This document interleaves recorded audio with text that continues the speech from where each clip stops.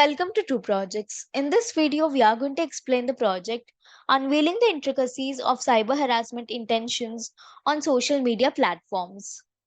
So, before diving into the execution, let me give you an overview of the project. First, we'll understand what is cyber harassment. So, cyber harassment means using online platforms like social media to scare, threaten, or hurt people. Predicting cyber harassment early is super important because it helps stop bad online behavior before it gets worse. It helps keep people safe online. But traditional methods of spotting cyber harassment usually involve people manually watching and reporting harmful online behavior. This means someone has to spend a lot of time looking through posts, messages, or comments to find anything bad. Plus, since it is based on people's opinions, it can be subjective, meaning different people might see things differently. Also, relying solely on humans to do this job can be slow and prone to oversight, making it inefficient. So, it is not the best way to keep an eye on harmful online actions. There comes natural language processing and machine learning techniques. So, natural language processing and machine learning are advanced tools that analyze text data from social media to spot cyber harassment. They automate the process, quickly scanning through large amounts of content to identify patterns and markers of harmful behavior. By classifying and predicting which messages may be harassing, they help create safer online environments by flagging problematic content for review, all without the limitations of manual monitoring. So, we will be using natural language processing and machine learning techniques in this project. Now, coming to the workflow, this project involves analyzing text data from Twitter and Wikipedia to detect cyber harassment. So, we conduct various pre processing steps on the text data to enhance its quality and prepare it for analysis and model building. This includes removing URLs, punctuation marks, filtering out stop words, and normalizing the data by converting it to a consistent format. Additionally, we employ techniques like lemmatization and stemming to reduce words to their base forms and tokenization to break down the text into smaller units. So, these steps are essential for improving the efficiency of machine learning algorithms, reducing noise in the data. Subsequently, the dataset is split into training and testing sets for model building. So, various machine learning algorithms like logistic regression, SVM, random forest, KNN, Naive, etc., are employed to train predictive models on both datasets for cyber harassment classification. So, this is what happens in the project. And coming to the beneficiaries, this project helps people who are being bullied online by spotting the mean stuff early so they can get help sooner. So it also helps websites keep their users safe by finding and stopping the bullies. And it helps law enforcement agencies and policymakers understand how to stop online bullying better. Overall, it is about making the internet a nicer place for everyone. And the project aims to create automated tools to identify cyber harassment on social media platforms, evaluate the performance of different machine learning algorithms in predicting harassing behaviors, and provide valuable insights into the prevalence and characteristics of cyber harassment. By achieving these objectives, the project seeks to enable quicker intervention for victims, improve the effectiveness of detection systems, and inform decision making and intervention strategies to combat cyber harassment more effectively in online environments. Now we'll see the software and hardware requirements. So hardware requirements are operating system of Windows, processor of i5 and above, RAM of 8 GB and above, and hard disk of 25 GB and above. Software requirements are application needed is Anaconda, primary language required is Python, Front-end framework required is Flask. Back-end framework needed is Jupyter Notebook. Database needed is SQLite 3, and front-end technologies required are HTML, CSS, JavaScript, and Bootstrap 4. Now we'll look at the algorithms built. So these are the algorithms proposed in base paper, and for improved performance, we are proposing stacking classifier and voting classifier in this project.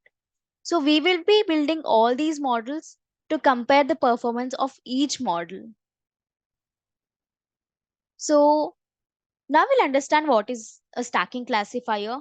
So the stacking classifier is an ensemble learning technique that combines the predictions of multiple base classifiers with a final meta classifier. In this project, two base classifiers, random forest and multi-layer perceptron, that is MLP, are used. So the stacking classifier learns from the predictions of these two base classifiers and then uses a light GBM classifier as meta classifier, the final estimator, to make the ultimate prediction.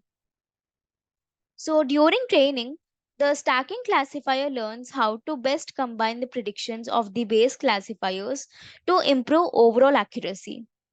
This approach often works better than just using one classifier, as it takes advantage of the strengths of each model while covering for their weaknesses. Now coming to voting classifier. So the voting classifier is an ensemble learning method that combines predictions from multiple individual classifiers to make a final decision. In this project, two classifiers, ADA-Boost classifier and random forest classifier, are used. During training, each classifier is trained independently on the data. Then, when making predictions, the voting classifier considers the predictions from each base classifier and combines them using soft voting. This means it averages the predicted probabilities from all classifiers and selects the class with the highest average probability. So, by leveraging the diversity of different classifiers, the voting classifier aims to improve overall prediction accuracy. So, after comparing all these models' performance, we have observed that voting classifier has outperformed all other models in all the performance metrics: accuracy, precision, recall, and F1 score. So, we have deployed voting classifier into Flask framework. Before executing the project, first we need to open the code folder which contains the project source code files. So this is the code folder. This is dataset folder in which I have required Twitter and Wikipedia datasets. I'm opening the Twitter dataset. So we can see I have three class labels: ID, label, and tweet. So in ID column, I have ID for each row. And in label column, I have class labels 0 and 1. 0 means harassment and 1 is for safe, normal tweet. And the last column is tweet, in which I have tweets. So dependent upon these tweets, we will get the label as 0 or 1, if it is a harassment tweet or a safer tweet. And in Wikipedia, I have three columns again: ID. This time I have comment, that means we'll have a paragraph, not a line. And the last column is attack, in which I have two classes again, 0 and 1. 0 is for negative, that is harassment, and 1 is for safer comment. So this comment is a harassment comment and this comment is a safer comment. So using these datasets, we will train the machine learning models. This is model folder which contains model files. So these files contain algorithm information. So these files will be loaded into the project code during runtime to utilize the trained models. This is static folder. This folder consists of files related to CSS, JavaScript, and Bootstrap. This is templates folder. This folder contains all the HTML pages used in the project. It typically includes files like index.html, about.html, etc., which represent different pages of the website. This is app.py file. This .py file contains the information related to front-end logic. It includes code data in Python that handles server-side operations such as processing user requests, interacting with the database, and generating dynamic content to be rendered in the HTML templates. And these are model files again. This is sample file in which I have tweets on which we'll make the predictions. These are the test tweets. And this is topic modeling.py file. These are Jupyter source file of Twitter and Wikipedia datasets. So Jupyter source file allows users to write and execute code in individual cells, making it a popular choice for data science. So it contains a combination of code, graphs, and outputs all in one place. And this is signup.db file. This file is the database file used to store user information. Now copy the path of the code folder from the address bar of the file explorer. I'm copying it. Open Anaconda prompt. Use the command cd followed by a space and paste the copied path and hit the enter button. So this command is used to change the current directory to the code folder's path. Now compile the app.py file using the command python space app.py. I'm typing python space app.py and hit the enter button. So this command will execute the Python script and perform a runtime check for any syntax errors or logical issues. After running the app.py file, the Flask framework will host the application locally at the default address localhost and port unless configured differently. Now copy the local link provided by the framework. I'm copying it and paste it into any web browser. I prefer Chrome. After pasting it, hit the enter button. So the home page of the project has been displayed in the browser. This is the front end built using Flask framework. So here we can see a sign up link, click on it. If we are new users, we have to register ourselves first. Fill in all these details and click on sign up button to register. And if we are already a member, we can directly log in by clicking on this link. So as I'm already a member, I'm clicking on this link. Here we have to give our credentials, username and password. I'm giving mine and click on login button. So it has redirected us to the predictions page. So here we can see a enter your message box where we have to enter a message and the application will classify it as either harassment or non-harassment. So I have entered this message. So I have took this from the sample file which I've shown you in the code folder, which contains the test cases. So now click on predict button. So this is the given text and we can see the classification, that is non-harassment speech. So the application has classified this message as a non-harassment text. And these are the words dependent upon which the application has classified this text as non-harassment. So these are the most influential words which have led the application to classify this message as a non-harassment test. Click on prediction link. We'll try giving another message. So I have entered this text. Now click on predict button. So we can see this is the entered text and we can see the label. The tweet posted on Twitter is harassment speech. So the application has classified this tweet as harassment speech. And here we can see the words dependent upon which the application has classified this message as harassment speech. Click on prediction link. We'll try again.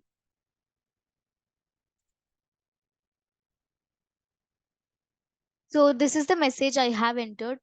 So before giving the predictions, the trained model will convert this message into a suitable format. That is, it will pre-process it. It will remove these special characters and then make the predictions. Click on predict button. This is the entered message. And here we can see the classification, that is non-harassment. And these are the words which are influencing the decision. Click on prediction link. We'll try again. Now I have entered this message. Now click on predict button. So we can see it has been classified as harassment speech. And these are the words which influence the decision. So because of these words, the application has classified this message as a harassment speech. We'll try again with some more test cases. We'll try with this. Click on predict button. We can see the classification that is non-harassment. It is a safe tweet. So these are the words which have led to this decision. So similarly, we can give any text and can get the predictions, the classifications if it is a harassment text or it is a non-harassment text. Now we'll look at the visualizations made. So here we can see a graph link, click on it. So first we'll see the Twitter datasets graphs. So this is sample outcome graph in which on x-axis I have labels and on y-axis I have count.